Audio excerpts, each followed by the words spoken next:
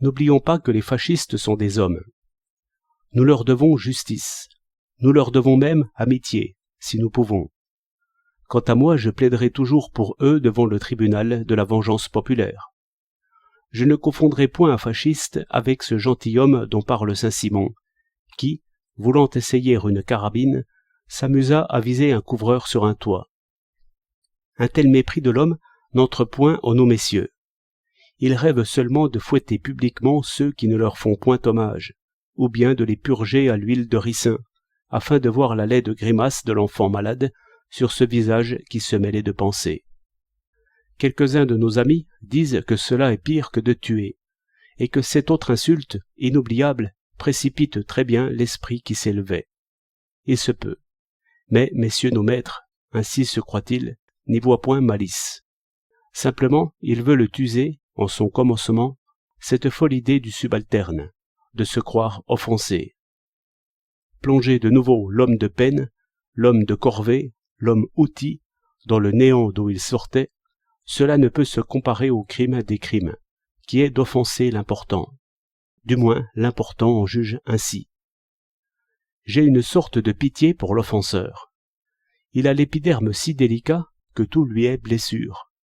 La seule idée que des députés s'assemblent pour délibérer lui fait bouillir le sang. Imagine-t-on des hommes de troupe délibérant sur la soupe ou sur la chaussure? Nul besoin, en ce cas, de la trique ni de l'huile de ricin.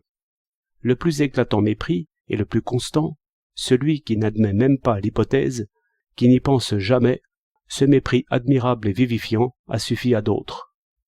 Ce bel ordre, cet ordre enivrant, n'est pas si loin. Quelques petites années auraient donc rayé la majesté dans ce monde humain?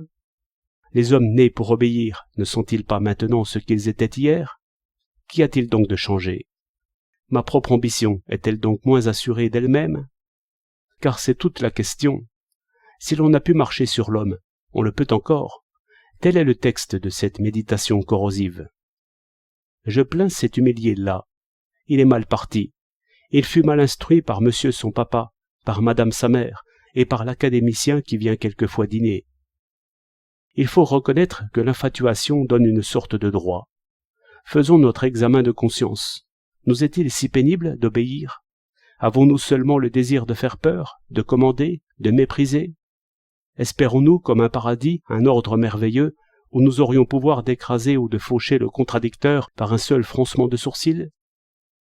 Est-ce là notre chère pensée? Non, n'est-ce pas? Sentons-nous l'envie nous mordre? Toute grande place, toute gloire, toute richesse nous semble-t-elle un vol à nous fait? Ou bien, quand de telles pensées nous arrivent, ne rions-nous pas de nous-mêmes? Cela nous juge. L'ordre humain, aussitôt par une loi qui est comme physique, nous confirme dans le rôle de moyen et d'instrument pour lequel nous sommes nés. Ainsi, l'on voit qu'un enfant, empoisonné de fureur, est bientôt maître de nourrice, de frère, de père et de mère, si seulement il ne se fatigue pas de crier. Faut-il le tuer? Non, mais d'une seule main, tenir ses deux mains, et de l'autre main, travailler pour soi et pour lui.